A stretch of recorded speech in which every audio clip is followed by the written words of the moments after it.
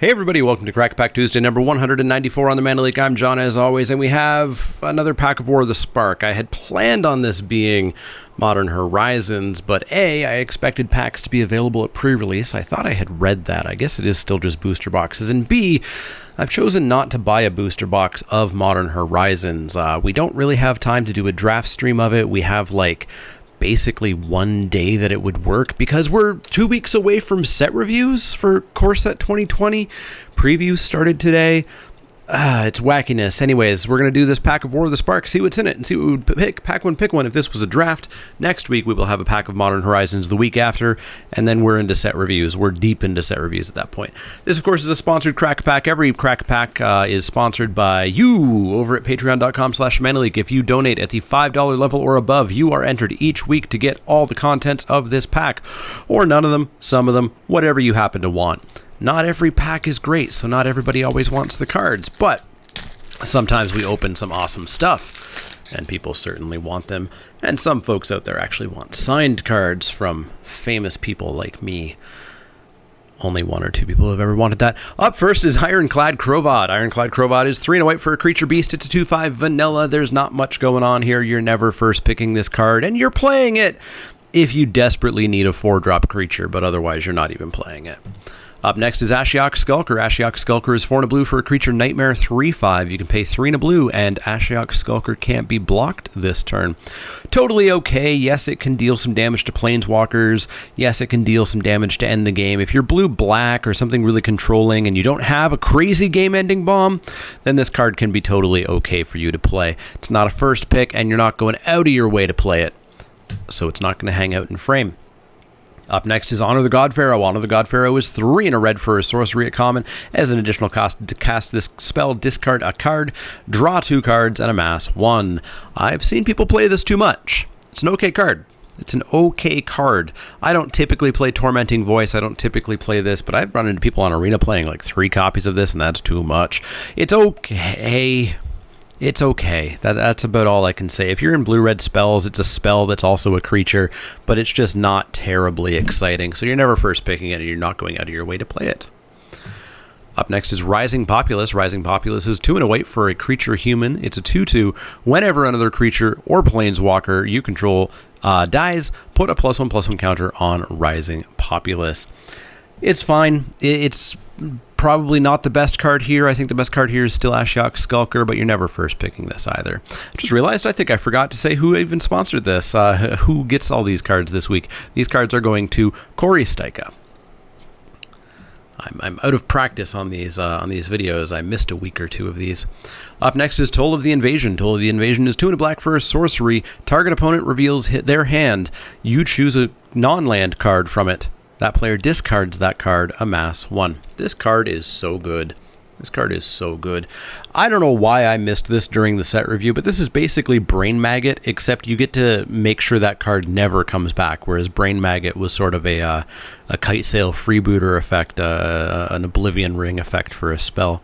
This card's solid. I happily play the first one every single time that I can. I'm never first picking it. I'm never going out of my way to pick it, but I'm certainly playing the first one all of the time. It is the first pick currently, but this pack's got to get better, right?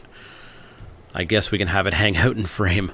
Up next is Crunch Wrangler. Crunch Wrangler is 1 and a green for a creature human warrior. It's a 2/1 with trample. Whenever a creature with with power 4 or greater enters the battlefield, put a +1/+1 counter on Crunch Wrangler. It's okay. It's obviously at its absolute best in red-green stompy, but I typically play these in every green deck because it's a 2-drop. You sometimes need 2-drop. Sometimes your 2-drop gets you so far ahead so quickly that you've just got the game locked up. It's totally and utterly fine. You are never first picking this out of any pack ever, though, so out of frame it goes. Up next is Aid the Fallen. Aid the Fallen is 1 and a black for a sorcery. Choose one or both. Return target creature card from your graveyard to your hand, and or return target planeswalker card from your graveyard to your hand. Totally, utterly fine. This card does a lot of work. I talk a lot every single set about these effects, how I don't really like spending a card on them unless they're doing something extra. This one does something extra. Returning 2 cards for 2 mana is pretty darn solid for me, and it's not too hard to engineer a situation in which you get 2 cards out of this, but you're never first picking Aid the Fallen. Steady Aim. Steady Aim is 1 and a green for an instant untapped target creature. It gets +1/+4 and gains reach until end of turn. Possibly just the worst combat trick in the set. I just super don't really care about this combat trick. It just doesn't do what I want it to do. So I'm never playing this card. I'm never sideboarding this card. Just super not interested in it. Up next is Spellgorger Weird. We can get rid of Toll in the Invasion because we have a first pickable-ish card. It's still not the best first pick, but it's pretty darn good. 2 and a red for a creature Weird. It's a 2/2. Whenever you cast a non-creature spell, put a +1/+1 counter on Spellgorger Weird. This guy fuels the entire blue-red archetype. In fact, you can see the little blue Spellkeeper Weird in the background there. This card is incredible in that archetype, and incredible in basically every red card or every red deck anyways. Super solid. Love it. Probably just first pickable out of this pack. You're not going to first pick it over a bomb rare, but otherwise it's super solid. Up next is Topple the Statue. Topple the Statue is 2 and a white for an instant. Tap target permanent. If it's an artifact, destroy it. Draw a card. This card does not do anything. Doesn't do anywhere near enough of anything. Playing it to draw a card, not good enough. Playing it to tap something, doesn't even keep it tapped, not worth it. If your opponent has a very scary artifact, you can side it in, but beyond that, never play Topple the Statue. That is 10 commons, so no foil in this pack, unfortunately. Up next is Death Sprout. Death Sprout is 1 black-green for an instant. Destroy target creature. Search your library for a basic land card, put it onto the battlefield tapped, and then shuffle your library. This card's great. It's straight up removal. Yes, you need to be black to play this, but you can splash for that green if you need to. Super solid removal. Also another potential first pick here. I actually think I would take the Spellgorger Weird first because it's 1 color, but Death Sprout, very, very good. Up next is Price of Betrayal. Price of Betrayal is a single black mana for a sorcery. At uncommon, remove up to 5 counters from target artifact, creature, planeswalker, or opponent. No. This just doesn't do enough. Most of the planeswalkers in this set are going to have, or at least that you're going to experience game to game, have used up a lot of their value by the time the first turn is over. So even playing this, by the time your turn comes around, you've already had to deal with a whole bunch of value. So I'm not a huge fan of Price of Betrayal. I don't even side it in. So I'm just not playing this card. Up next is Jaya. Jaya, Venerated Fire Mage, is 4 and a red for a legendary planeswalker, Jaya. I'm going to have to turn this to actually read this properly. If another red source you control would deal damage to a permanent or player, it deals that much damage +1 to that permanent or player instead. -2, Jaya, Venerated Fire Mage, deals 2 damage to any target, and she starts with 5 loyalty. Jaya's super solid. Everybody always forgets about her passive ability, and so end up taking more damage than they should or make bad blocks, etc. I quite like Jaya. Her being 5 mana is slightly too much for me to immediately slam first pick her out of most packs, but I still really, really like her. I think she's not in contention with these 2 picks. I think I pick both of these over her, but she is super, super solid. Our rare is Awakening of the Vitu-Ghazi. 3 green for an instant. Put 9 +1/+1 counters on target land you control. It becomes a legendary elemental creature with haste named Vitu-Ghazi. It's still a land. There we go.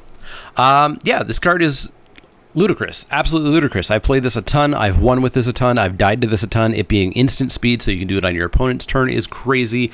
It gives the land haste, so even if you play it on the wrong land, it's still going to work. This card's great. It ends games. It's a snap first pick here. Again, War of the Spark has kind of been this way. We got a token and a land here. War of the Spark has kind of been this way where, hey, the rare's the first pick. Cool, good talk. End of video. Bye, everybody. If Awakening of the Vitu-Ghazi wasn't here, I think I'd be on the Spellgorger Weird just because it's 1 color versus Death Sprout's heavy color requirements, but Death Sprout is pretty good as well. Let me know what you would have taken first pick and why it's Vitu-Ghazi, and if it wasn't Vitu-Ghazi, what would have been your first pick in the comments down below.